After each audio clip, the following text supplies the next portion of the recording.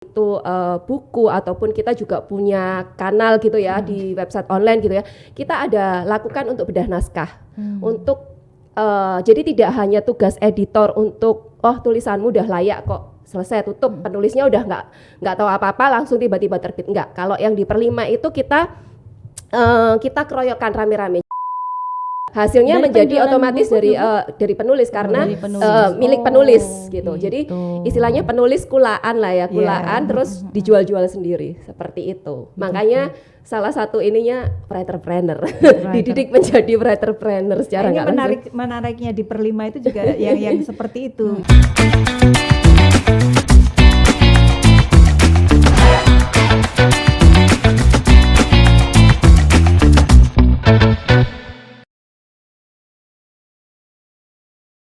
Halo Tribuners, kembali lagi dalam podcast Cakap Sana Cakap Sini. Dan hari ini saya Alma Gloria akan mengajak kalian semua untuk berbincang seputar proses pembuatan buku di Perlima, Perempuan Penulis Padma. Dan sudah hadir 3 tamu istimewa. Waduh, semuanya cantik menawan ya. Saya sapa terlebih dahulu Kakak Vivin Maidarina. Halo Kakak Vivin, apa kabar? Sehat dong. Nah, kemudian ada Kakak Triana Damayanti. Halo Kakak Hai, Triana. halo. Sehat Kak? Alhamdulillah. Sehat. Saya senang banget loh dengarnya. Dan kemudian ada Kakak Yoni Kakak Yoni Astuti. Nah, apa kabar Kakak? Alhamdulillah sehat. Alhamdulillah sehat. Nah, bicara soal buku nih ya, Perlima baru meluncurkan buku kedua yang berjudul Rumah Berdinding Kisah nih. Pada Minggu 3 Juli 2022. Nah, buku ini menceritakan rumah dari sudut pandang 23 penulis perempuan ya, yang tergabung dalam Perlima. Mereka masing-masing menceritakan rumah yang memiliki kenangan saat ditempati. Betul begitu ya kakak-kakak semua. Nah, kenapa sih rumah itu dijadikan objek untuk menulis? Ya. Jadi ini kan proyek buku kedua dari Perlima, Perempuan Penulis Padma. Kita itu komunitas literasi, terus ya kadang bikin pelatihan, kadang ya bikin buku, salah satunya proyeknya ini. Terus waktu itu bulan Agustus kita itu bikin ayo deng nulis status gitulah ya, cerita tentang apapun tapi temanya bebas. Kemudian September kita kerucutkan tema rumah yuk gitu. Home sweet home waktu itu ya. Apapun yang terkenang tentang rumah, apapun yang terkait dengan rumah coba tuliskan. Nah, sepertinya topik itu menarik akhirnya dan banyak yang nulis juga, akhirnya ya udah kita gabungin dari jadi satu buku seperti itu. Akhirnya dari Home Sweet Home kita bikin temanya rumah, terus kemudian kita cari judul yang cocok, akhirnya Rumah Berdinding Kisah gitu. Wah, begitu ya. Nah, tapi kita penasaran nih, Perlima ini sebenarnya apa sih? Karena kan Tribuners itu belum tentu semua tahu Perlima itu apa. Jadi Perlima tadi kan Perempuan Penulis Padma itu komunitas literasi karena perempuan penulis ya, jadi anggotanya perempuan semua dan anggotanya seluruh Indonesia gitu. Para anggotanya itu sebenarnya buat teman-teman yang sudah punya karya entah buku, antologi ataupun di media cetak seperti itu. Kemudian kegiatan kita kebanyakan kegiatan literasi, jadi ya ada bedah buku, bedah naskah, kemudian pelatihan-pelatihan kayak yang terakhir ada pelatihan puisi, pelatihan podcast, macam-macam. Jadi kita banyak mengisi kegiatan dengan pelatihan-pelatihan dan aktivitas terkait literasi termasuk bikin buku ini. Nah, karena kan dalam prosesnya ini katanya ada tantangan 30 hari untuk menulis buku. Iya, itu tadi yang jurnal September itu jadinya. Jadi mungkin teman-teman juga bisa berbagi ngerasain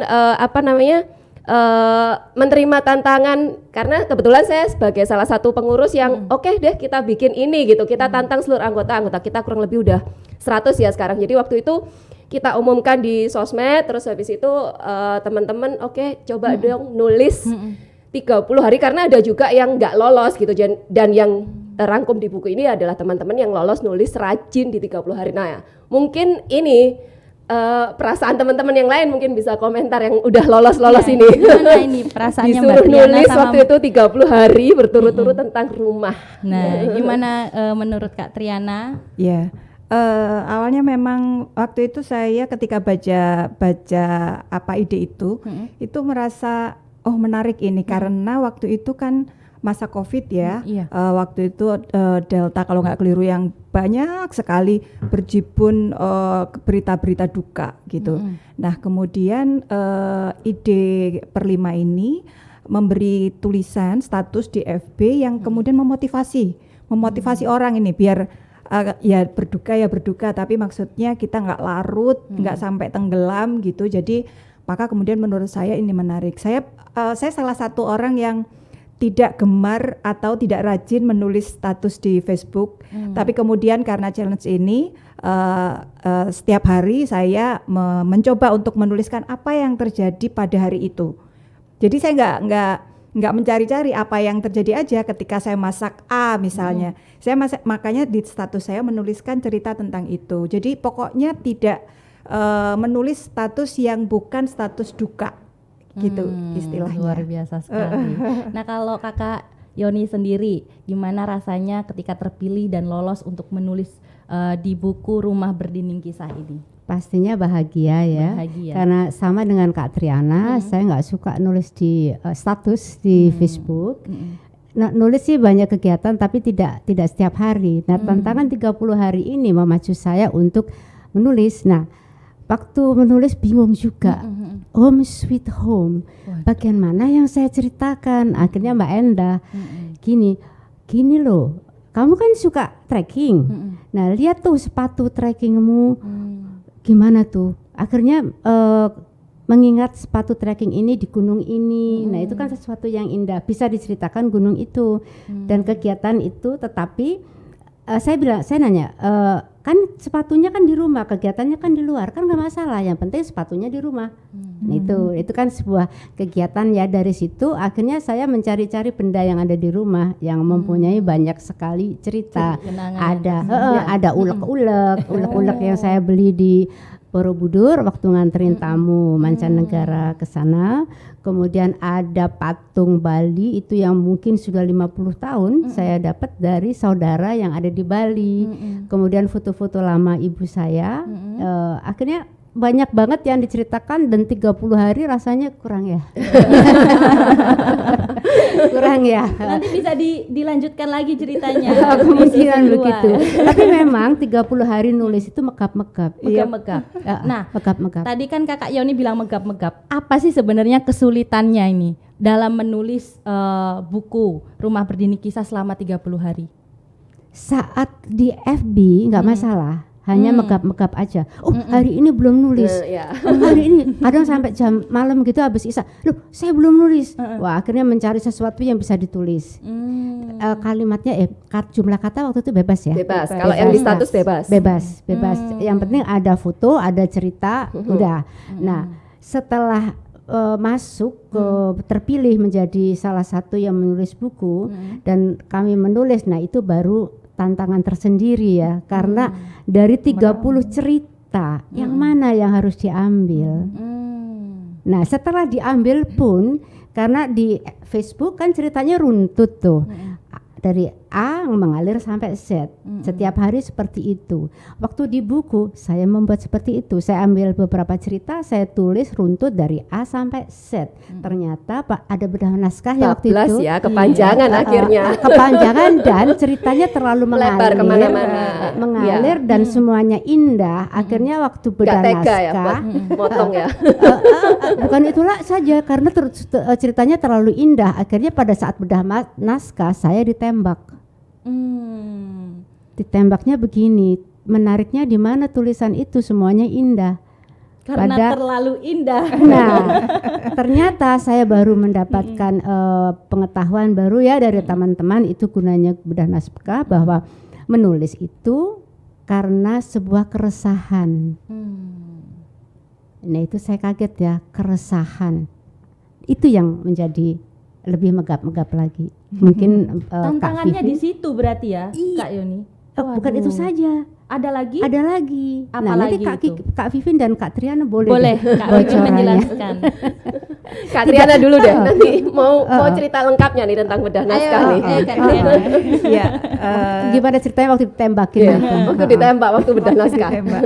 Ya, sebetulnya di awal itu kalau kita nyambungkan antara satu status dengan status yang lain, maksudnya hari-hari ya, ini pasti nggak nyambung. Saya langsung mikir, habis ngomongin tentang foto, ngomongin makanan, terus belum lagi nanti ngomongin olahraga, aduh gimana nih gitu. Jadi langsung kemudian saya mencoba untuk cari garis besarnya aja, ya ininya apa, temanya apa yang perlu saya tulis.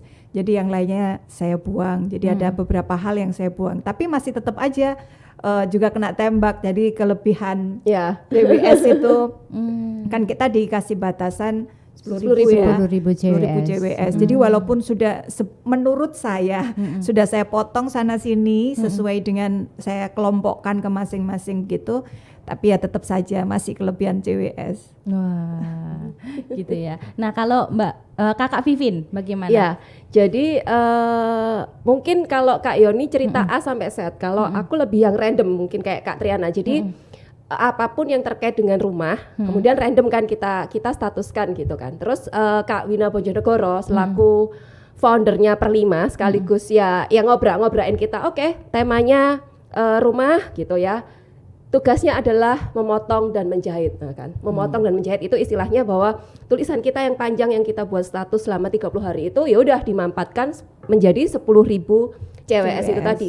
Itu PR yang maksudnya ketika tulisan kita random bingung kan mau poin mana yang harus kita ambil tapi harus jadi satu rangkaian cerita yang menarik. Itu lumayan kan, maksudnya lumayan PR banget mikir mau ambil poin yang mana. Terus kalau waktu bedah naskah nih, bedah naskah ini adalah salah satu ciri khas dari Perlima, karena setiap kita mau terbitkan sesuatu, entah itu buku ataupun kita juga punya kanal gitu ya di website online gitu ya, kita ada lakukan untuk bedah naskah, untuk jadi tidak hanya tugas editor untuk tulisanmu udah layak kok selesai tutup, penulisnya udah nggak tahu apa-apa langsung tiba-tiba terbit, enggak. Kalau yang di Perlima itu kita keroyokan rame-rame. Jadi misalnya waktu saya ingat betul waktu Kak Yoni di bedah itu, saya juga salah satu yang ikut hadir gitu kan. Jadi peserta sesama penulis juga boleh berkomentar karena kita melihat dari sisi ini ya, mungkin ngelihatnya lebih dari sisi luar, lebih netral gitu ya. Jadi kita bisa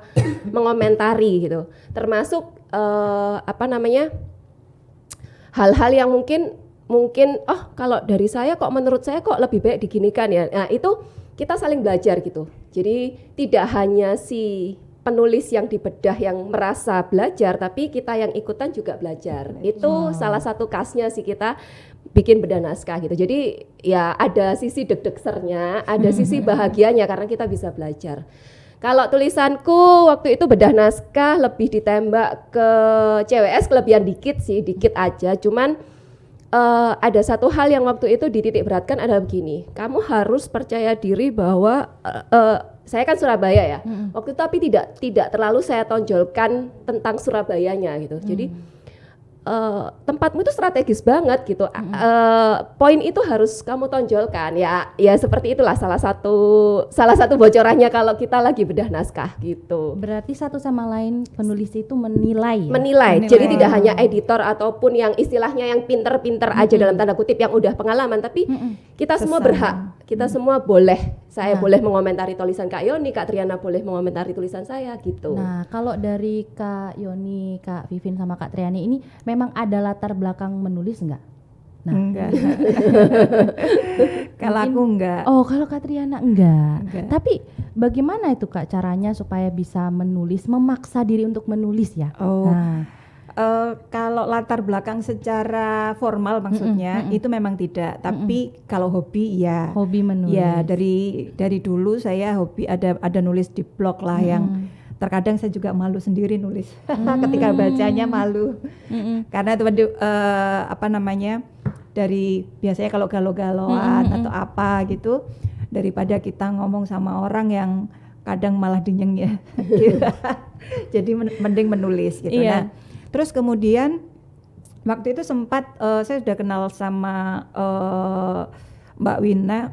Awalnya kan kita nulis ise ya, lebih ke ise yang sederhana gitu dari pengalaman kita masing-masing gitu.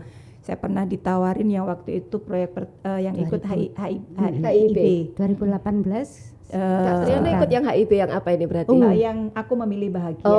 yang ungu. Aku memilih bahagia itu yang pertama.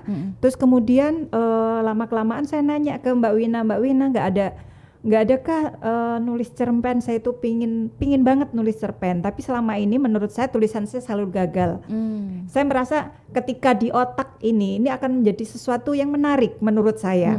Tapi ketika saya tulis, kok gini ya? Jadinya kok gini ya gitu. Jadi terasa jauh banget antara apa yang saya pikirkan dengan apa yang saya tulis. Jadi kemudian ternyata Mbak Wina bilang bahwa ternyata mereka punya kelas menulis untuk cerpen waktu itu. Jadi saya kemudian langsung mendaftarkan di situ di batch 2 kalau nggak keliru. Jadi saya di situ ikut di batch 2 dan ketemu sama mentor-mentor yang keren-keren, yang jadi setiap hari tulisan kita itu juga dibedah juga di situ. Jadi kita dikasih suruh nulis apa gitu, kemudian nanti dibahas lagi, ada tema-tema tertentu masing-masing mentor itu. Wah, berarti Mbak Triana ini ya dibuka jalannya oleh Mbak Wina Bojonegoro ya, untuk bisa menuangkan apa yang ada di benak ya kan ke dalam sebuah tulisan. Wow, luar biasa sekali. Dan boleh cerita nggak, mungkin dulu Mbak Wina membimbing teman-teman semuanya itu dari awal itu seperti apa hingga akhirnya terbitlah buku Rumah Berdinding Kisah ini? Kalau yang khusus buku berdinding kisah ini kan karena memang berangkatnya dari komunitas per 5 itu yang notabene paling enggak mereka udah punya pengalaman menulis, pernah menerbitkan buku entah antologi ataupun apapun, paling enggak ada sedikit lah ya basic menulisnya. Jadi ya udah tinggal memacu, ayo siapa yang lolos 30 hari tadi nanti kita bukukan bersama loh, kayak gitu kan menjadi tantangan yang menarik buat anggota. Jadi untuk yang pertama sih Kak Wina cenderung mecuti sih ya, bahasa kita itu seringnya mecuti kita untuk berkarya, karena memang per 5 pengennya semua berdaya dan bahagia, semua berkarya gitu kan. Itu yang pertama. Yang kedua, ketika sudah jadi karya artinya sudah ada nama-nama dari teman-teman yang terkumpul selama 30 hari nulis itu, ya udah tinggal ngerapiinya mudah banget karena kita punya fasilitas bedah naskah itu. Jadi nggak menjadi beban bagi Kak Wina pribadi atau editor pribadi untuk finishing satu buku ini, tapi menjadi tugas bersama itu tadi. Karena misalnya setelah, jadi kita sama-sama udah setor tulisan, kemudian nanti dijadwalkan nih Kak Yoni agendanya bedah naskah kapan, Kak Triana kapan, saya kapan. Kita bedah, nanti ada tenggat waktu untuk hasilnya revisi seperti apa, udah nanti editor tinggal selesaikan aja, maksudnya tinggal ngedit dikit-dikit lah ya, tipis-tipis aja, udah nggak, jadi bebannya tidak terlalu banyak di Kak Winanya ataupun di editornya, seperti itu. Nah kan kita juga penasaran nih kan, dalam proses pembuatan buku itu ada penyuntingan, ada tadi bedah naskah ya, kemudian ada juga modal. Nah ini modalnya ini dari mana? Modal terbitin bukunya ini? Kalau modalnya keroyokan sih. Waduh, keroyokan dalam arti gini, sistemnya? Karena ini kan buku ditulis bersama ya, maksudnya bukan buku tunggal. Terus kita biasanya itu kalau di per 5 itu kita ngitung untuk cetak ada minimal nyetak nih, misalnya cetak untuk 500 buku itu kira-kira berapa. Nah itu nanti kita hitung, maka kita akan nemuin harga satu buku ini berapa. Nah teman-teman, nah Kak Wina ini per 5 ini juga mengajarkan gimana kita jadi writerpreneur, artinya kita nulis, kita jual sendiri. Jadi setelah layout jadi dan kita kirim ke percetakan, udah tahu kira-kira harganya berapa, maka dari per 5 akan melemparkan kepada masing-masing penulis, ini harga buku buat penulis sekian, silakan kalian jual dengan harga segini dan seragam, sehingga tidak saling bunuh-bunuhan ya sama penulisnya, ini seragam. Kemudian masing-masing akan order sendiri, akan pesan sendiri-sendiri sesuai kebutuhannya. Misalnya Kak Yoni pesen 30, pesen 25, ya udah ini menjadi tanggung jawab buku ini laku atau enggak menjadi tanggung jawab masing-masing penulis. Tapi hasilnya dari menjadi otomatis dari penulis karena milik penulis gitu. Jadi istilahnya penulis kulaan lah ya, kulaan terus dijual-jual sendiri seperti itu. Makanya salah satu ininya writerpreneur, dididik menjadi writerpreneur secara ini menariknya di Perlima itu juga yang seperti itu. Jadi maksudnya kita tidak hanya sekedar pasrah bongkoan gitu ya, tiba-tiba kemudian ini enggak, tapi kita juga bagaimana memasarkan buku agar buku yang kita tulis ini menarik bagi banyak orang. Kita juga terserah sih, tapi sebetulnya ada dibikinkan flyer ya. Ya, kita bantu dari Perlima dibantu biasanya ada video, ada flyer gitu untuk bantu kita jualan. Nanti captionnya terserah teman-teman sendiri kan, marketnya dari teman-teman sendiri yang tahu seperti itu. Iya. Nah, butuh berapa lama sih untuk menuliskan kisah dalam satu judul? Kalau dari Mbak Triana gimana, Kakak Triana? Macam-macam ya. Kalau cerpen saya sih tergantung mood. Iya memang ya, karena menulis itu butuh mood dan inspirasi ya. Hanya untuk itu. Jadi kadang-kadang dalam 1 minggu selesai, seminggu itu selesai nulis ya, tapi belum selesai. Artinya biasanya kan kita diajarkan juga untuk mengendapkan dulu. Jadi setelah selesai tulisan diendapkan dulu. Saya biasanya 1-2 hari saya endapkan, saya baca ulang. Ketika saya baca ulang, kemudian ada ini kayaknya masih kasar. Saya halusin lagi, saya endapkan lagi sampai berulang-ulang.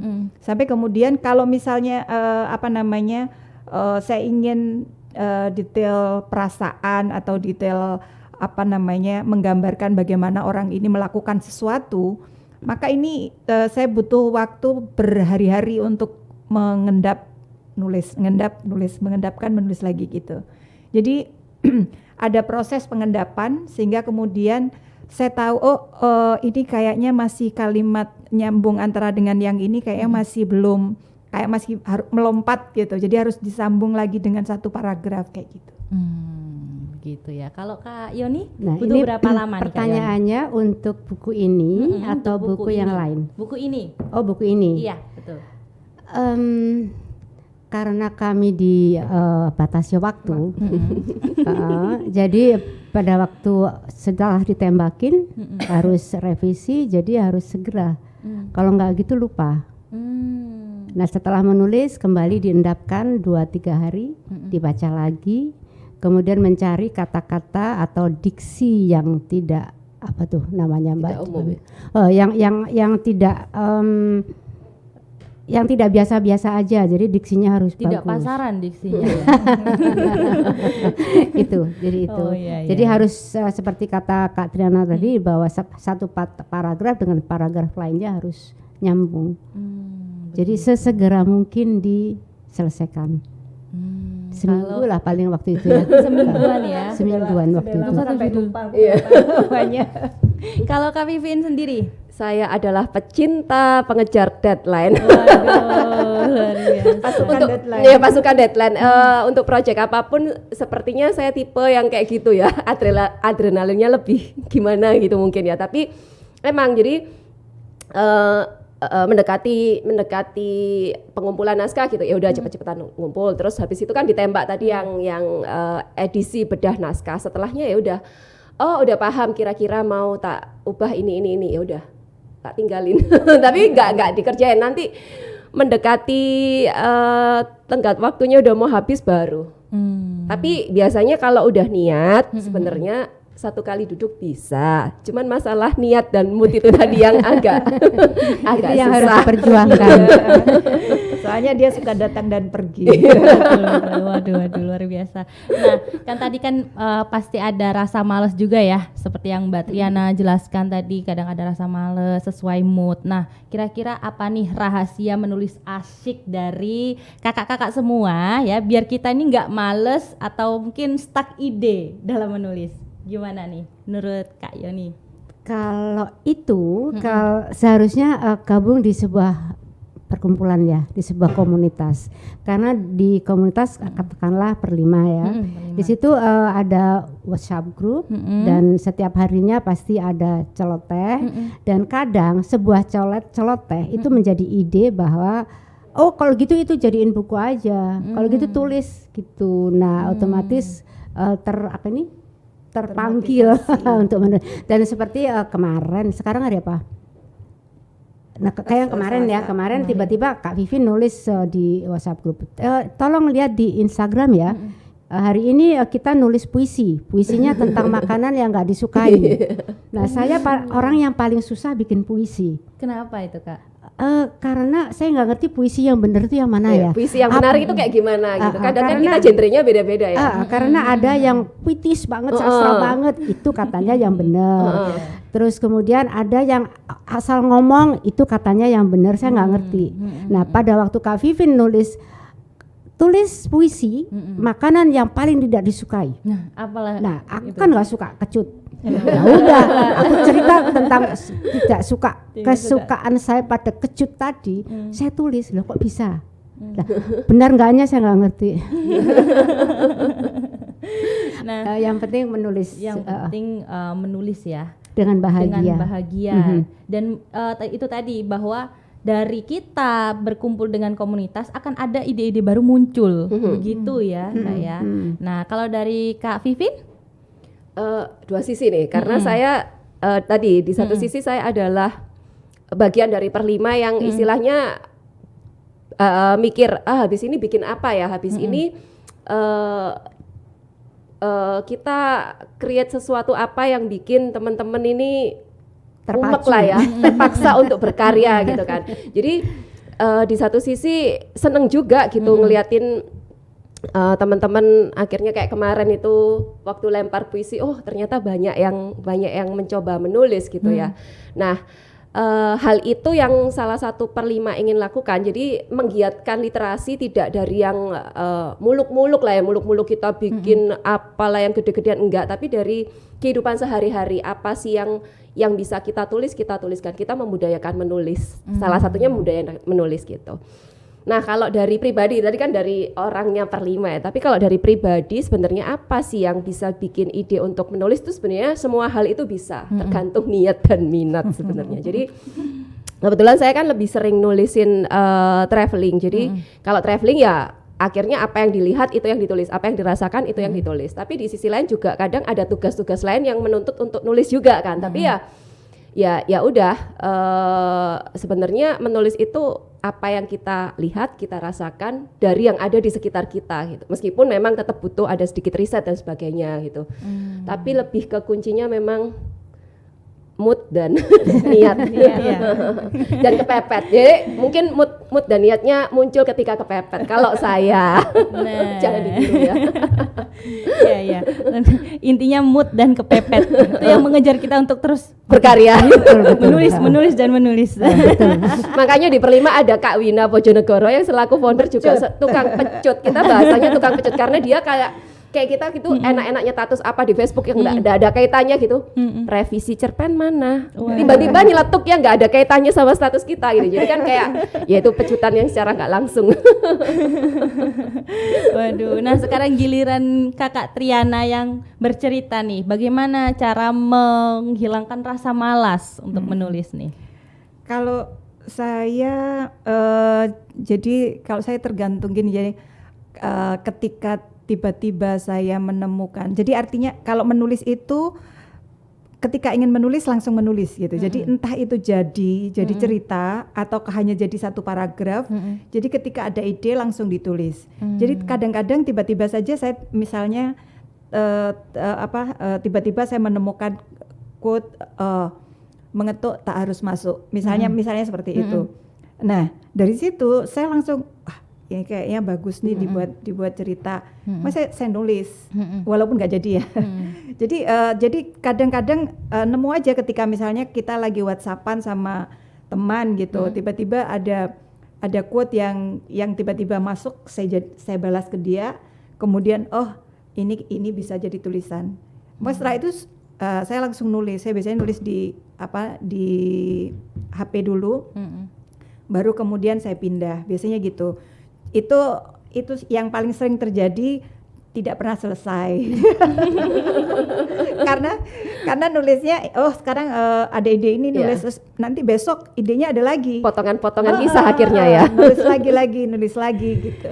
Dimana ada inspirasi langsung nulis begitu ya Kak ya? Ya pokoknya ketika ada ide, entah itu tidak harus misalnya tidak harus ketika menemukan quote, bisa juga ketika misalnya ini kalau ketika kejadian sehari-hari seperti yang dibilang tadi, ini menarik ini kalau misalnya saya bikin cerita gitu.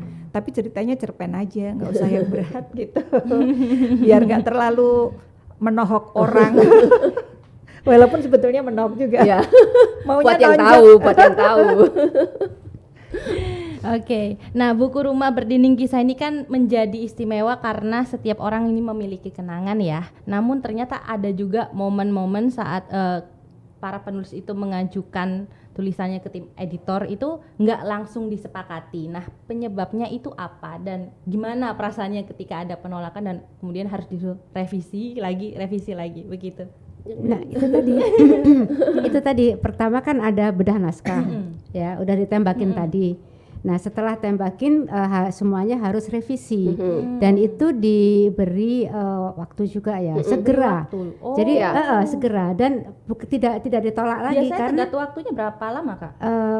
Ya 2-3 hari maksimal. 2-3 hari karena kan memang nyambung terus ya. Misalnya Kak Yoni minggu ini, saya minggu depannya ada lagi. Jadi nyambung terus. Maka revisinya juga kalau bisa sesegera mungkin karena minggu depan udah ada orang lain lagi yang harus dikurasi dan direvisi kayak gitu. Kalau sudah revisi itu personal, jadi nggak masuk di bedah naskah lagi. Tapi itu biasanya udah nggak banyak ya, jadi karena udah lewat bedah naskah. Kemarin ada dua yang yang membimbing kita ya. Jadi misalnya Mbak Wina pasukannya ini, Mbak Happy pasukannya ini, gitu ya. Terus udah ini tolong baca yang saya email. Itu misalnya masih ada yang harus direvisi, ya udah personal. Jadi udah nggak masuk ke bedah naskah lagi. Secara personal ya kalau ngomongin soal revisi ya Kak ya. Dan itu nggak banyak ya. Biasanya karena apa aja nih yang direvisi Kak? Ya tadi itu dari segi penulisan seperti tadi alur cerita yang tadi saya terlalu indah dari A sampai Z indah. Itu nggak boleh, jadi harus ada keresahan. Harus ada yang meresahkan. Harus tulis sesuatu yang meresahkan, kemudian seluruh cerita yang ada di rumah itu, kemudian solusinya apa.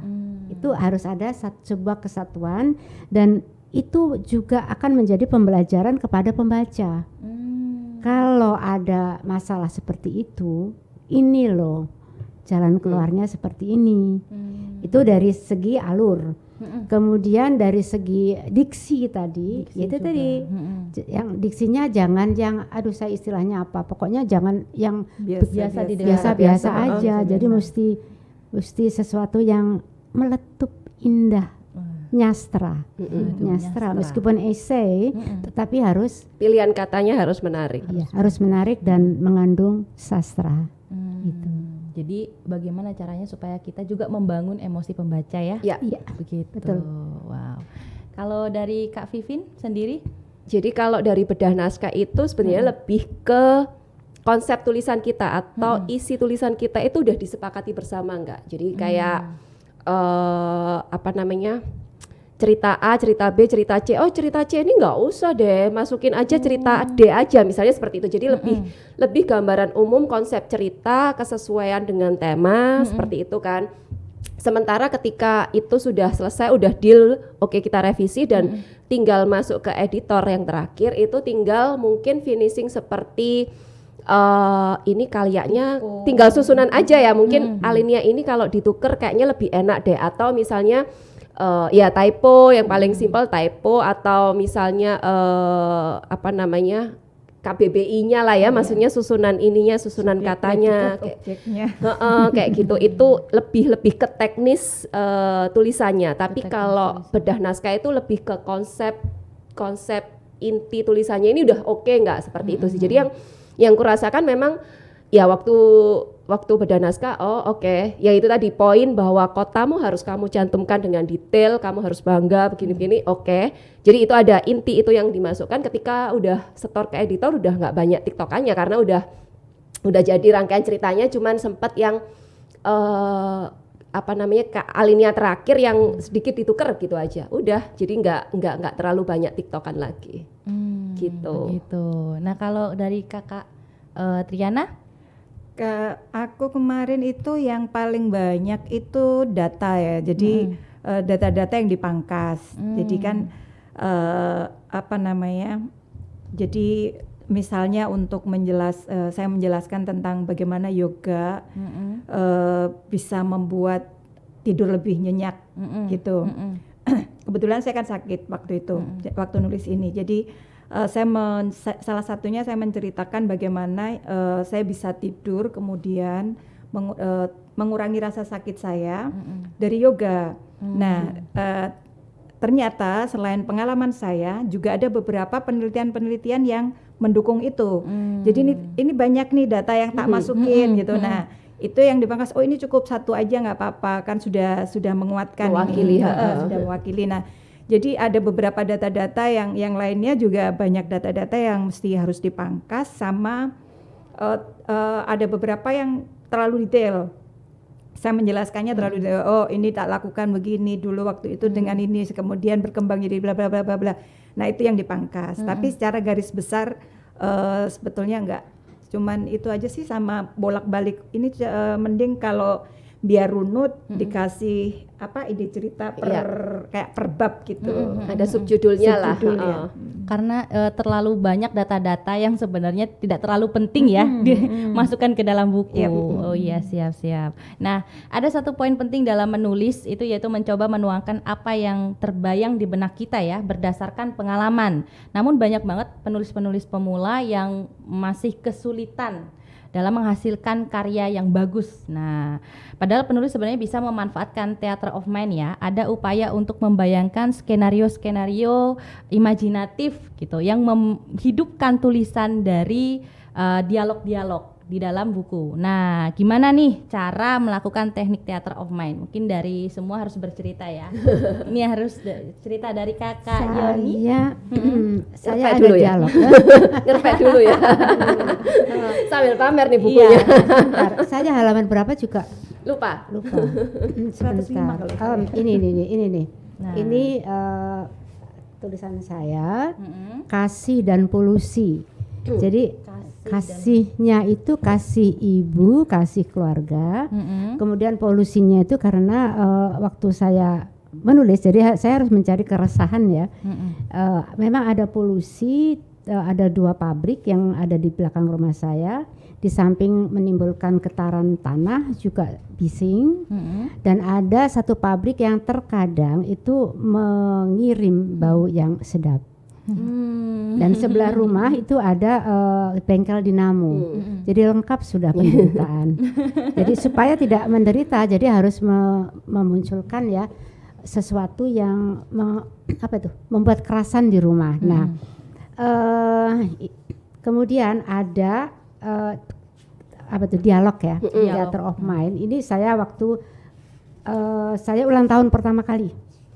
Nah itu halaman ini Mbak, 238. Itu saya ulang tahun pertama kali di Surabaya. Dulunya saya tinggal di desa. Kakak Yoni yang mana? Yang itu, yang ada di tengah itu. Ya? Kemudian ini Cantik foto keluarga sekali. saya. Ini Keluarga, foto keluarga. ada bapak ibu dan bapak ibu dan 6 keluarga saudara kandung. Kemudian ini ada sebuah cerita. Saya pernah minggat dari rumah. Demi bertemu eyang. Demi bertemu eyang saya, karena saya kecil ikut eyang dan kakung. Kemudian di desa ya, dan eyang saya dari Klaten dengan bahasa yang halus.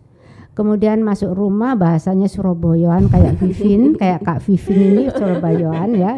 Asli gitu jadi kaget. Kemudian saya di desa, sekolah di desa dan agamanya Islam kan. Saya masuk Surabaya, dimasukkan ke Saint Vincentius, kebetulan satu alma mater nih sama Kak Vivin. Di sana harus belajar bahas agama Katolik. Oke. Jadi sesuatu yang sudah lain, tapi harus saya pelajarin. Dan kemudian bahasa, saya biasa bahasa Jawa di sekolah di Surabaya metropolitan, bahasa Indonesia. Jadi bahasa Indonesia saya jelek sekali. Jadi saya stresnya luar biasa sehingga di rumah juga saudara-saudara ribut sendiri. Akhirnya saya minggat. Itu umur 11 tahun dan di situ saya membuat dialog dengan kakak saya. Bahwa jangan minggat lagi.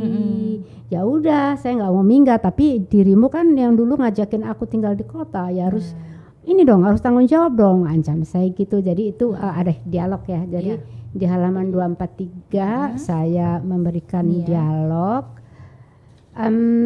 Udah kayaknya itu aja. Jadi cukup 2 dialog aja. Nggak usah banyak-banyak, ntar kalau banyak-banyak kayak cerpen. Cerpen aja juga nggak terlalu banyak dialog ya. Gitu, begitu. Jadi yang penting cerita yang saya sajikan harus betul-betul hidup. Meskipun itu berupa narasi, tetapi narasinya harus hidup, harus showing ya.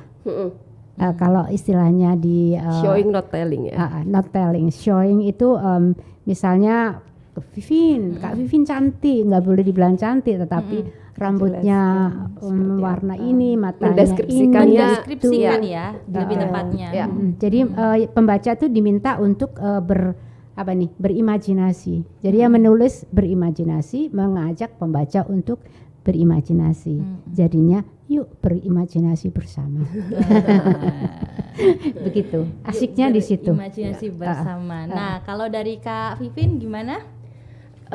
Waktu nulis tentang rumah itu sebenarnya saya ini kan orang yang dari sekolah sampai sekarang hitungannya itu jarang di rumah karena senang keluyuran, tapi traveling ya.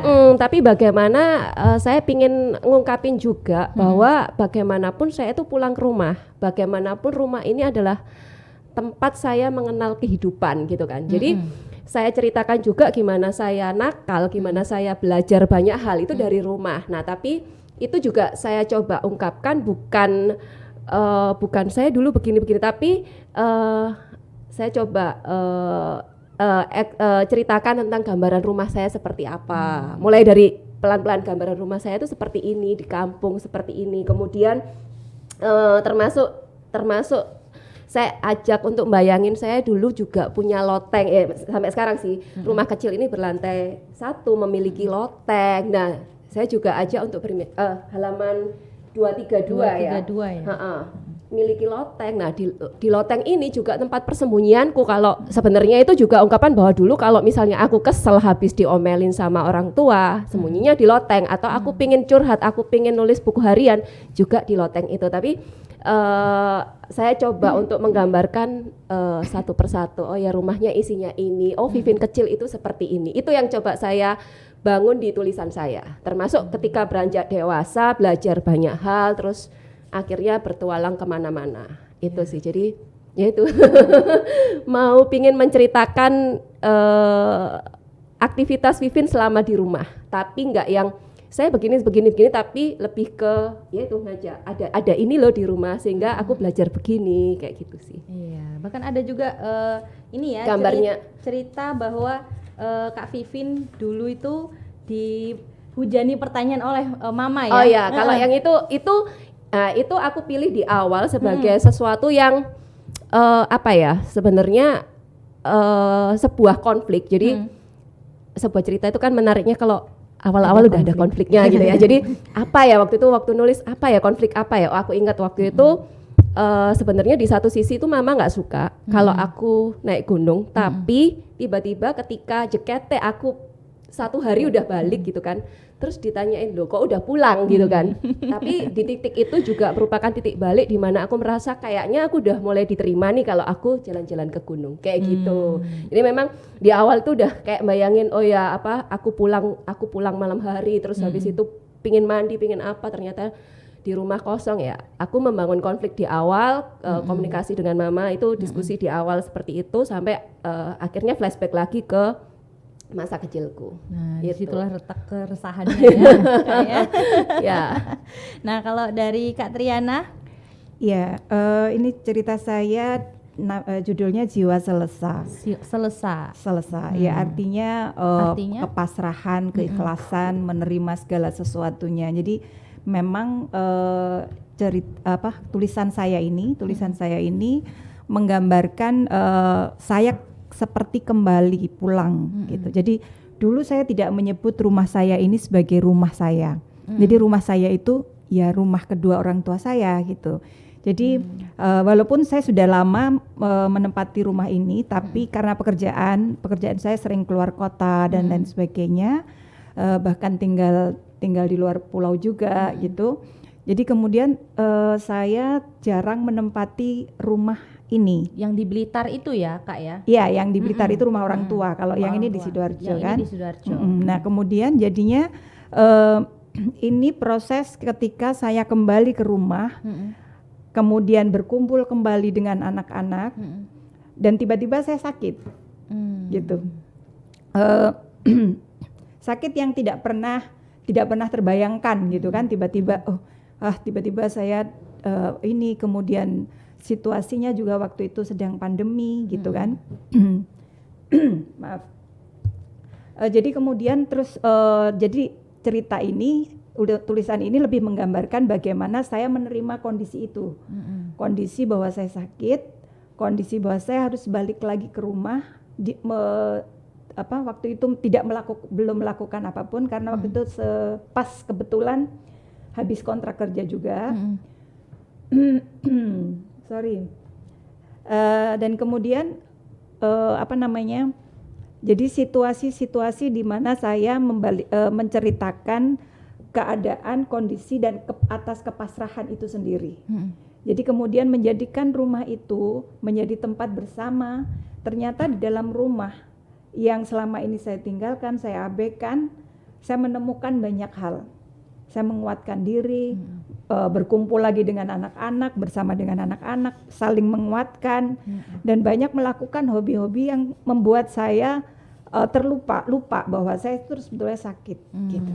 Termasuk hobi fotografi, ya, yoga, banyak melakukan hobi baru, masak gitu ya Kak ya. Wah, luar biasa sekali. Tapi dari buku Rumah Berdinding Kisah ini saya bisa tahu loh bahwa ada suasana indah ya di rumah penulis masing-masing, di rumah Mbak Vivin di dekat Tugu Pahlawan, rumah Kakak Yoni di Asem Rowo ya, Surabaya, dan Kakak Triana di perbatasan Surabaya, Sidoarjo dan Blitar. Nah, apakah wujud rumahnya masih ada nih Kak?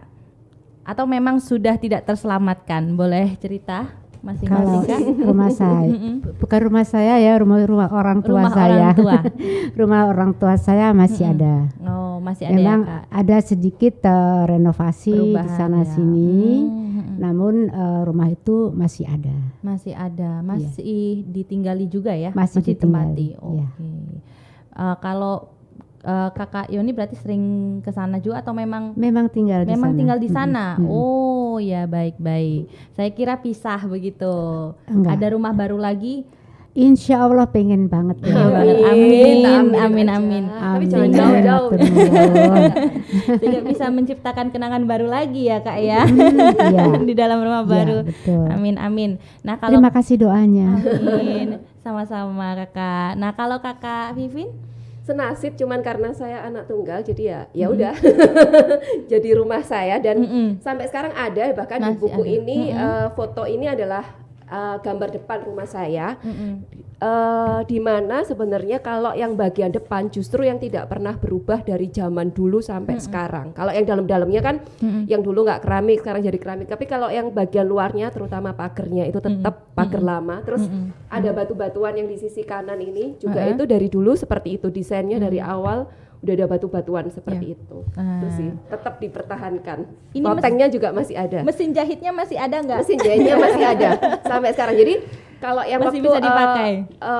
Kalau kemarin itu kan salah satu setelah ngumpulin tulisan juga PR-nya kan ngumpulin foto. Kalau buat saya nggak sulit karena Nggak sulit. barangnya masih ada. Jadi ini Oh. benar-benar saya foto setelah saya selesai nulis.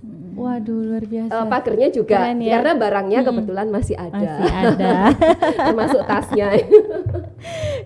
Tapi masih bisa dipakai ya Masih mesin bisa jahitnya? dipakai. Oh, masih bisa dipakai. Ubinnya bagaimana? Dia udah keramik gitu makanya iya, udah udah nggak pernah keramik. nyerokin lagi. Oh, nggak harus ngepel lagi Nggak. ya karena tergenang air. Oke, nah kalau dari Kak Triana, rumahnya masih ditinggalikah Kak? Masih. Masih. Justru sekarang karena pekerjaan saya di Surabaya, Surabaya, jadi malah setiap harinya tinggal di situ. Oh gitu ya. Kadang di Blitar, kadang juga di Surabaya begitu. Oh di Blitar ya apa namanya kan sekarang semua anak-anak saya semua sudah kuliah di sini di Surabaya juga. Iya. Jadi ke Blitar kami hanya sambang ya, sambang orang tua. Jadi kalau misalnya Sabtu Minggu akhir pekan atau waktu Lebaran atau apa-apa gitulah. Jadi itu baru pulang ke Blitar karena sama anak-anak semua udah ngumpul di sini semua. Wow, luar biasa sekali. Nah, saya juga mau tanya nih kan kakak-kakak semua ini punya hobi yang berbeda-beda ya. Ada yang hobi fotografi, memasak, traveling ya kan. Nah, lantas ketika kita kakak-kakak semua ini disuruh untuk menulis ya, yang bukan genrenya mungkin ya, itu gimana caranya? Bagaimana cara memunculkan cerita baru gitu yang keluar dari zona nyaman masing-masing? Nah, bisa cerita mungkin dari Kakak Triana. Ujiannya dari sini dulu. Iya. Wah ini pertanyaan berat. Pertanyaan ujian ini. Iya. Gimana nih Kak? Saya pernah mencoba menulis cerita anak. Cerita anak. Nah itu bukan bidang saya banget, tapi saya ingin sekali. Jadi saya bahkan sempat ikut pelatihannya kalau nggak keliru sama Kak Yoni ya. Iya, betul. Sama Kak Yoni. Jadi waktu itu karena pekerjaan saya lebih banyak di literasi juga, tapi untuk anak-anak SD. Dan kemudian ada beberapa buku-buku yang ketika ditemukan itu, oh ini ada banyak unsur kekerasannya, kemudian juga masih bias gender gitu-gitu. Nah ini pingin punya tulisan yang ini cerita anak gitu dan makanya saya kemudian ikut pelatihan itu dan mencoba untuk menulis, tapi sampai sekarang masih belum terwujud. Masih belum ada. Jadi sudah mencoba, tapi bagaimana membahasakan anak-anak, bahasa anak-anak ke dalam tulisan itu yang susah gitu. Susah sekali Ya, ya. jadi waktu kalau misalnya kita menulis perasaan kita sendiri itu kan ya susah karena pemilihan diksi bla bla blanya, tapi akan lebih mudah karena itu kita alami. Tapi bagaimana menceritakan atau mendialogkan dialog anak-anak itu yang menurut saya sangat sulit karena itu kan kejadiannya sudah lampau ya. Udah lampau dan kemudian anak-anak saya kebetulan udah dewasa semua. Jadi saya tidak berinteraksi secara langsung dengan anak-anak ketika misalnya walaupun pekerjaan saya dengan banyak anak SD, tapi saya tidak berinteraksi dengan muridnya, saya dengan gurunya gitu. Jadi praktis apa yang menjadi kalau anak itu gimana ya ininya itu susah saya dan harus perlu riset, itu yang belum bisa saya lakukan. Ya. Nah kalau dari Kak Vivin sendiri gimana nih? Kan Kak Vivin ini kan hobi mendaki gunung ya. Kalau dari yang saya Mendaki baca. gunung juga diving. Saya mencintai ketinggian dan kedalaman. Waduh. Ya, kalau saya emang awalnya kan lebih sering nulis perjalanan, traveling gitu ya. Terus berarti genre saya sebenarnya untuk tulisan esai udah lumayan lah, udah lumayan biasa gitu. Lebih sulit justru ketika saya disuruh nulis fiksi cerpen, itu PR banget itu. Mikirnya lebih berkali-kali lipat susahnya.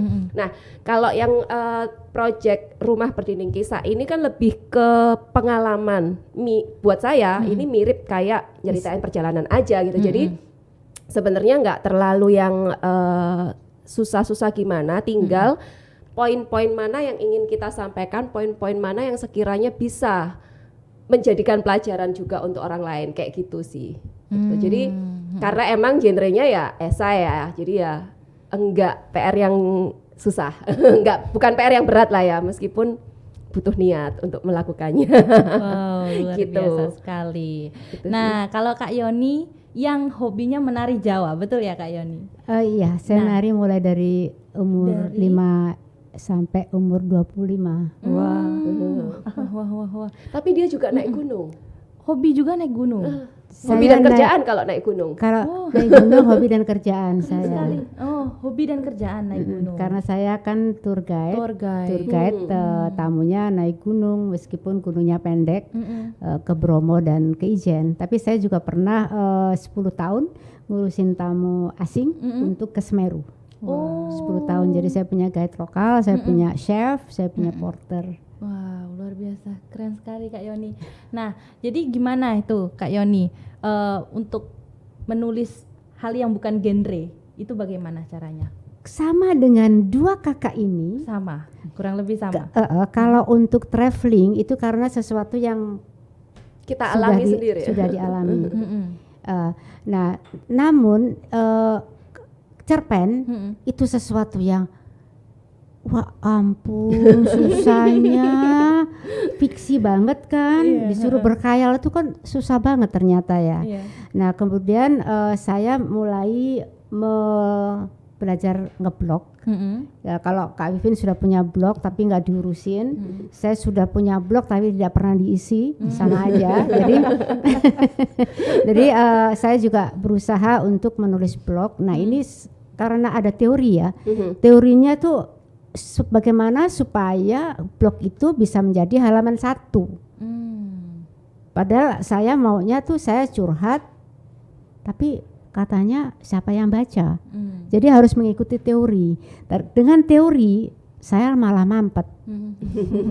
Jadi mampet, jadi bingung. Aduh, gaya saya seperti ini, namun saya harus seperti ini. Jadi saya harus menyesuaikan diri. Nah, kemudian ada teman-teman juga menyarankan untuk ke mana? Apa.com online, media Oh, online. media online. Jadi setiap hari tulis. Nah, di situ akan mendapatkan fee ya dari sana ya, ada fee di sana. Teman saya yang memberikan support itu, dia nulisnya tentang teori, teori tentang bagaimana anak itu menjadi ini, menjadi bahagia. Nah, saya nggak bisa ya disuruh teori-teori seperti itu, karena saya bukan ahlinya begitu. Sedangkan untuk traveling aja nggak pernah meneriakan diri ya, tidak pernah memberi Mengalir, teori, lebih hanya mengalir. menceritakan ini ada tempat yang oke dan sebaiknya Anda datang untuk membuktikan bahwa tempat ini oke. Jadi kami berdua, saya dan Kak Vivin, ngomporin orang untuk datang. Tetapi kalau untuk berteori ria masih sulit. Sulit dan susah.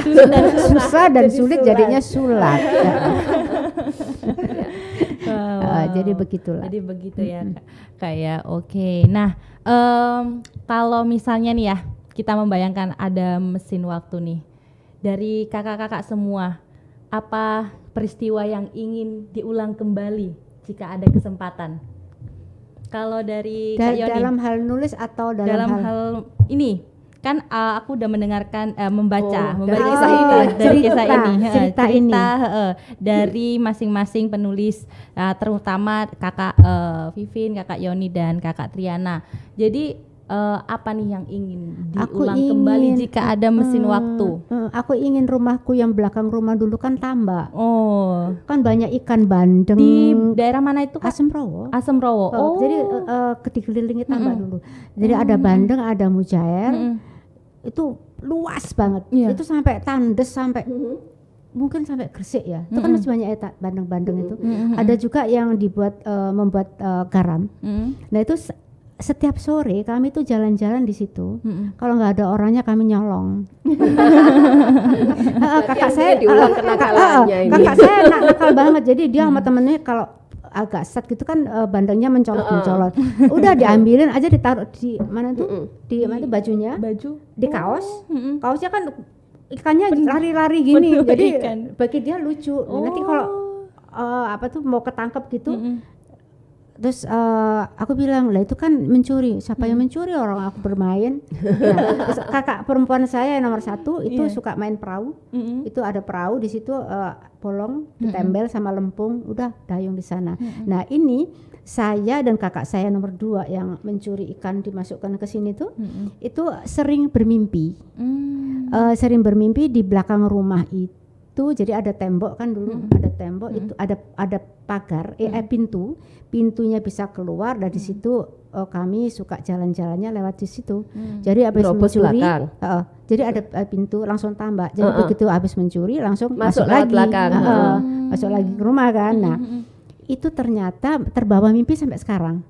Jadi aku sering mimpi rumahku, aku membuka pintu belakang rumahku, di situ tuh pantai. Oh, Dan tampaknya jadi pantai. Ya? Pantai dan itu ada yah.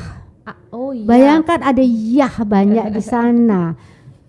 Indah kan? Indah Nah, sekali. ternyata kakakku nomor 2 sama seperti itu. Wow.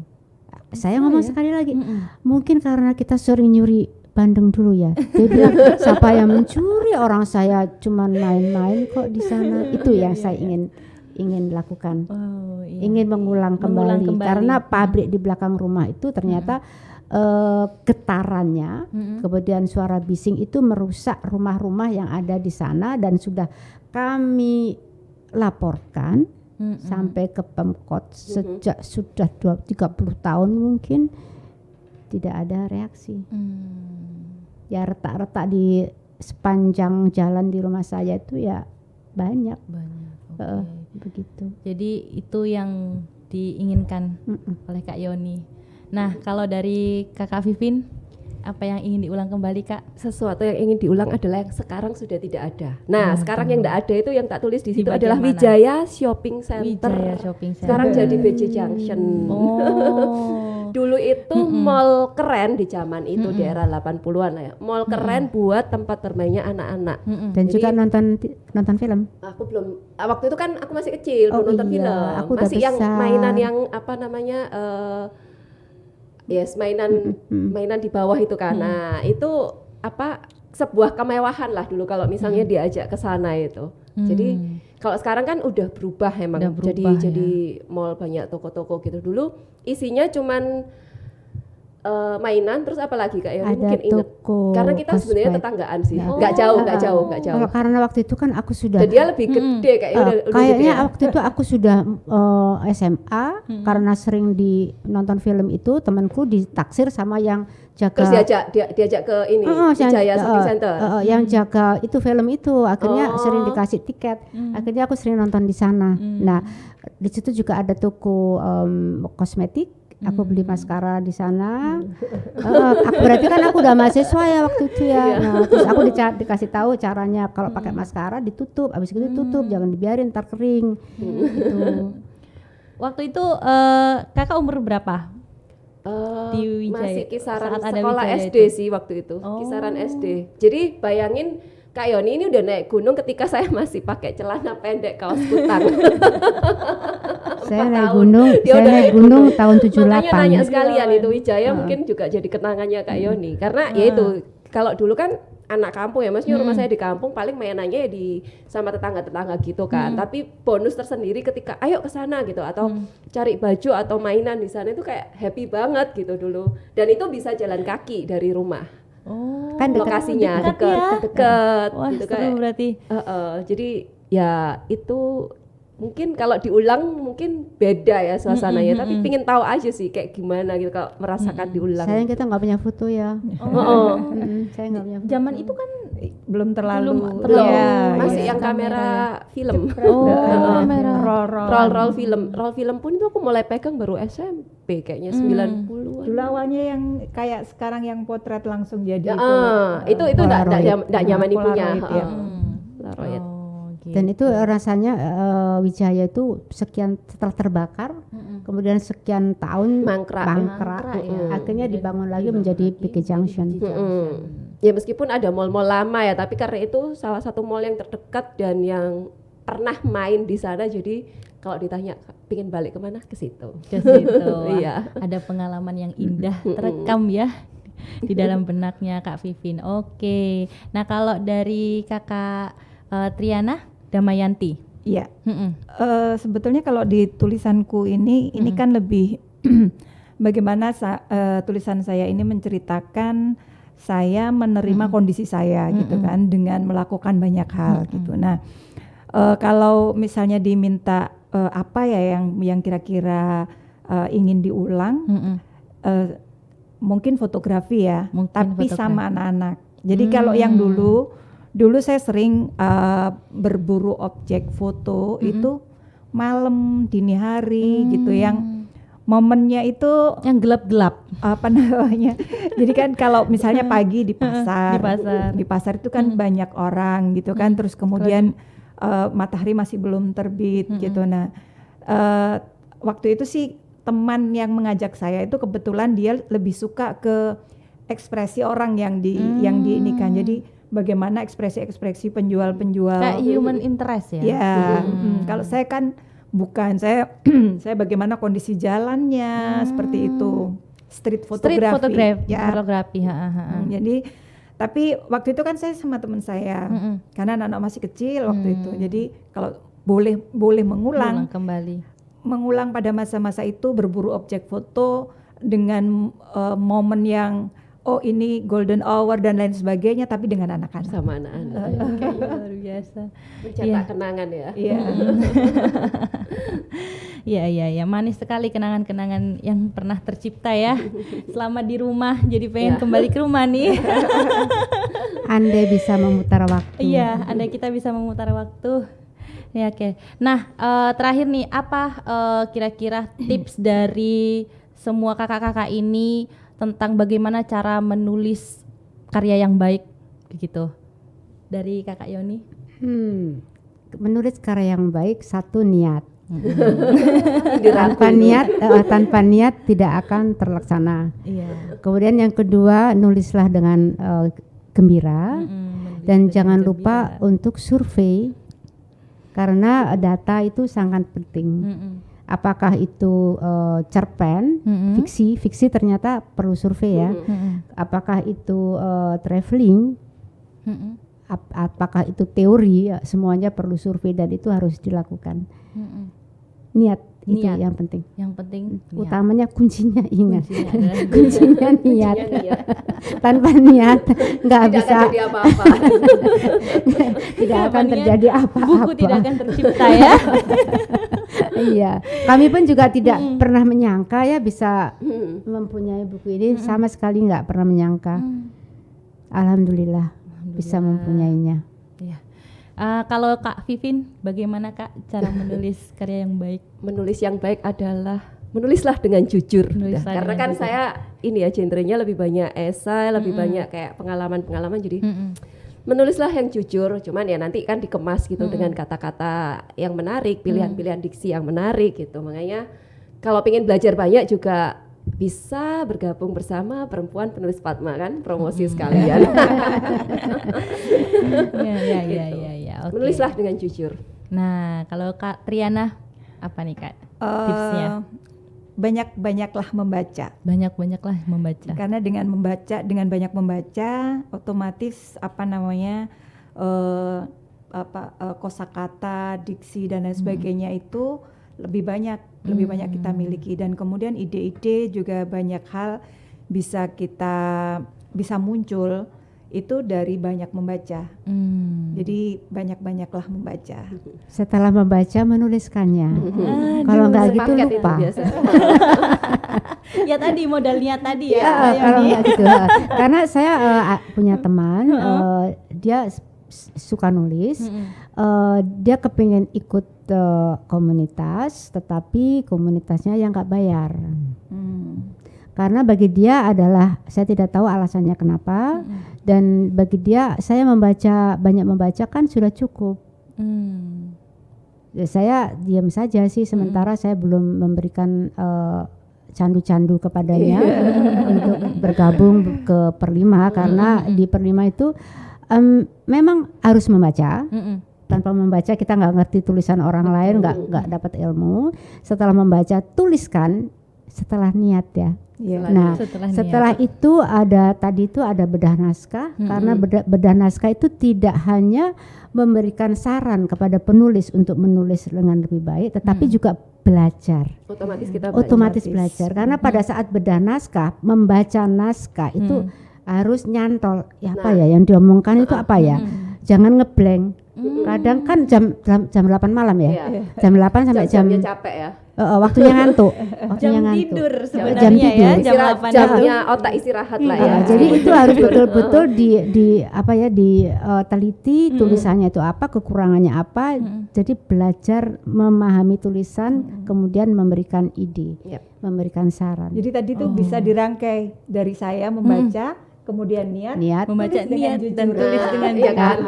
Dan emang ngerasain bedanya. Kalau misalnya temennya Kak Yoni sempat ngomong, saya kan udah banyak membaca, tapi saya beneran ngerasain bedanya zaman dulu ketika saya hobi membaca, semua saya lahap saya baca, tapi dengan era sekarang gitu ya, ketika gabung dengan komunitas penulis, apa-apa dikritisi ya, bukan dikritik ya, dikritisi gitu kan. Ketika membaca itu berbeda. Oh, ada hal yang bisa saya tangkap. Oh, ini kok gini ya. Oh, ini keren nih kata-katanya. Jadi selalu ketika membaca itu menjadi ada muatan baru yang bisa mengisi energi kita, mengisi kamus di otak kita. Itu tadi pentingnya membaca dan bedanya ketika kita berkomunitas, artinya berkomunitas ataupun berdiskusi dengan orang ya. Jadinya ada sisi-sisi di mana ya kalau dulu baca ya sekedar baca aja gitu. Padahal udah baca bolak-balik ya cuman aku seru aku baca itu seru ceritanya, tapi nggak ada muatan yang bisa kita tampung. Sementara kondisi sekarang kita ngelihatnya beda gitu. Bisa mengambil intisari yang menarik, bisa mengkritisi mana-mana yang mungkin agak janggal atau apa, sehingga juga jadi inputan juga ketika kita menulis. Gitu. Wow, luar biasa. Nah, tadi kan ada komunitas yang berbayar, ada komunitas yang tidak berbayar. Nah, ini kan ada alasan tersendiri ya. Gitu. Oh, nah kalau komunitas per5 ini adalah komunitas yang berbayar atau tidak berbayar? Mungkin Kak Vivin yang bisa menjelaskan. Jadi Tribuners sehingga Tribuners bisa karena tahu. memang itu tadi ada dalam 1 tahun itu meskipun berbayar kita memberikan pelatihan gratis minimal 4 kali. 1 tahun 4 kali. Sebenarnya kalau untuk orang umum misalnya aku belum anggota nih, aku mau ikutan misalnya pelatihan apa, karena dia bukan anggota dia akan bayar juga. Kalau dikumpulin sebenarnya ya lebih mahal ketimbang join jadi anggota gitu, karena memang istilahnya satu paket gitulah ya. 1 tahun itu udah kamu bayar sekian udah langsung dapat pelatihan per tahun. Jadi perpanjangannya per tahun. Saya kira karena memang per bulan. Alasannya apa itu, Kak? Karena ya kita cukup per tahun aja, kemudian pelatihannya juga kita rangkumkan dalam setahun 4 kali itu. Jadi ya maksudnya bisa ini kan fleksibel lah. 4 kali itu di bulan apa seperti itu. Wah, seru sekali ya. Gitu. Jadi ya tapi bonusnya banyak. Berbayar tapi bonus sebenarnya banyak. gitu. Iya, pengalamannya pun soalnya ada bedah naskah. Ada bedah naskah itu gratis. Istilahnya enggak terhitung sebagai pelatihan. Bedah naskah itu pelatihan tuh yang benar-benar kita ngundang pembicara yang berbayar sebenarnya untuk umum, tapi kita gratiskan untuk anggota. Itu. Tribuners boleh ikut berarti boleh ya. Dong. Siapapun Tribuners yang mau ikut gabung di Per5 silakan. Cek IG-nya cek IG-nya. Apa nama IG-nya Kak? Per5.official. Wow, luar biasa. Nah, berarti Tribuners harus tahu nih, tadi cara menulis karya yang baik adalah dengan membaca buku yang banyak ya, Kak. Lalu kemudian niat, dan yang ketiga adalah menulis dengan jujur dan apa adanya, bukan ada apanya ya. Waduh, seru sekali loh ngobrol sama kakak-kakak ini. Saya juga sepertinya tertarik untuk ini mulai kena kompor ya. Juga ya. Iya, karena juga selain yang 3 itu tadi, kita juga harus kalau bisa sih ya untuk ikut komunitas Per5 nih ya Kak ya. Karena untuk menambah ini juga pengalaman ya kan, juga menambah kemampuan kita ya dalam menulis ya Kak ya. Wah, luar biasa motivasi sekali. dan terpecuti itu tadi. Terpecuti. Yang 1 tahun sekali juga targetnya bikin 1 buku. Wow. Jadi itu ya Kak. Ini setahun sudah 2 buku loh. Dan ini sebentar lagi Desember ketiga yang akan terbit puisi. buku baru buku lagi. puisi. Apa itu? Puisi. Jenis puisi, bukan antologi lagi ya. Antologi. Antologi, Jadi semuanya iya. isi puisi. Oh. Antologi kan Puisi. kumpulan beberapa tulisan dari teman-teman Oh, antologi anggota. puisi, baik. Yang ini antologi puisi nanti akan Dan datang. puisi tadi setelah ada pelatihan gratis selama Untuk 2 anggota. hari. Pelatihan gratis untuk anggota. Selama 2 hari Iya. 3 hari dong. 3 hari ya. Sampai lupa. 3 hari dan yang memberikan pelatihan itu yang orang yang wow banget. Iya. Terus pokoknya keren cek IG-nya sekali. Per5 lah ya kalau pingin ngepoin Per5, terus kegiatannya apa aja sih maksudnya? Mas mungkin masih mikir-mikir worth it enggak ya aku bayar terus dapat pelatihan apa. Nah, itu mungkin bisa lihat kemarin-kemarin kita bikin pelatihan apa aja, menarik enggak sih? Nah, itu yang nanti bisa buat pertimbangan lah. Tapi ada kesempatan juga untuk menulis sendiri ya? Kalau di Bisa, Pat Media bisa. bisa ya? Bisa, Oh, bisa. jadi Sangat bisa. Sangat bisa berarti karena nggak hanya antologi ya di sini ya. Antologi kan sangat sebenarnya supaya membantu kita nggak nulis maraton. Masing-masing Iya. orang cukup nulis 10.000 JWS, dikumpulin bareng udah jadi satu buku. Kalau satu buku kan emang kayak PR panjang banget, Iya. tapi sangat bisa. Maksudnya kalau ada teman yang pengen nulis pasti dibantu untuk ini. Mungkin sulitnya hanya mengkoordinasikan ya. Iya. Kalau Radian sulitnya ya. mengkoordinasikan. karena Semua nanti kan percetakan bla-blanya kan akhirnya ditanggung sendiri. iya, jadi ada beberapa yang sudah bikin buku solo ya, yang dibantu. Oh, ada. Ada dan juga ada member yang sukanya ikut apa tuh challenge di grup lain ya, Lain, nggak di masalah komunitas kita, lain iya. nggak masalah. Nanti dari situ jangan sampai seperti saya ikut gitu, jangan sampai saya bikin malu Per5. Jadi ilmu yang saya dapatkan di Per5 saya tumpahkan di sana dan alhamdulillah 2 kali saya mengikuti antologi di 2 tempat dan saya mendapatkan juara dua-duanya juara ketiga, sementara masih 3 Luar biasa. ya, insya Allah nanti Hasil ilmunya dari belajar bareng di Per5 ya. Jadi semoga nantinya menjadi lebih baik lagi gitu. Aduh, udah. Wah, keren Dan itu sekali. teman-teman yang lain juga banyak yang ikut lomba ya. macam-macam. Jadi maksudnya dari masing-masing anggota itu pun punya kesukaan sendiri-sendiri kan, dan ya akhirnya saling ngomporin gitu kan. Ini ada kegiatan ini loh, siapa mau ikutan gitu. Ntar ada yang ikutan, ada yang lolos sendiri kayak misalnya Kak Yoni ataupun Kak Triana, nanti kita ikutan bangga kan. Oh ya ada teman kita yang bisa ya di situ. Jadi akhirnya saling ngomporin, saling support, saling saling menyemangati support. juga gitu. Ya gitu, aduh luar biasa. Tapi udah nggak kerasa 1,5 jam loh kita ngobrol. Waduh, mudah-mudahan apa yang kita perbincangkan hari ini selama 1,5 jam ya bermanfaat untuk Bisa, Tribuners. Amin. Terima kasih untuk Kak Yoni, Kak Vivin, dan Kak Triana. Semoga sukses selalu ya dan menghasilkan karya-karya yang luar biasa ke depannya. Amin. Amin. Amin. Amin. Amin. Terima kasih doanya. Siap, sama-sama Kak Yoni. Dan Tribuners, ingatlah sejauh apapun kita melangkah, rumah adalah tempat kita untuk kembali pulang. Saya Alma Gloria undur diri. Terima kasih dan sampai jumpa. Sampai jumpa.